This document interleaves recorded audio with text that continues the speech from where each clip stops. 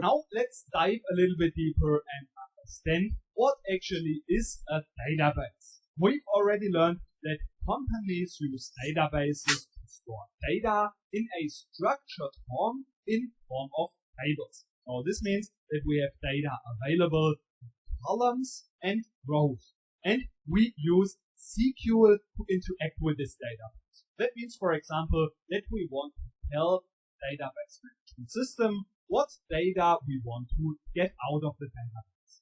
But now that we know that there are different tables in a database, we also want to mention already that there are also so-called schemas. And schemas is basically an additional layer that helps us to organize and structure our database.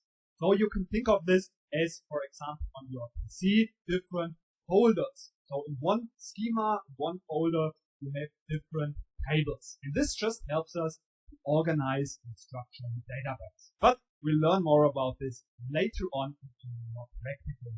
But we need to also now understand that if we have a database, we need to manage this database. And this is managed by a software, which is the so-called database management system.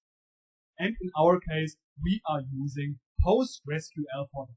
So this is the database management system. That is the software that is used to manage the database. But we, on top of that, also have a graphical interface.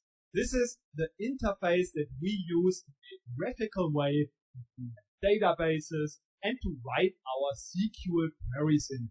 And if we are working on PostgreSQL, we use pgadmin as our graphical interface. So both of these applications we are now also going to install on the local machine. But before we do that, we also want to mention that there are also other database management systems. And that's why in the next lecture, we want to also quickly talk about those other different database management systems and why it's a great idea to use Postgres just to learn SQL. Because in the end, you want to learn SQL. And that's why in the next lecture, we want to get some clarity on these different database management systems and how we use them to learn SQL in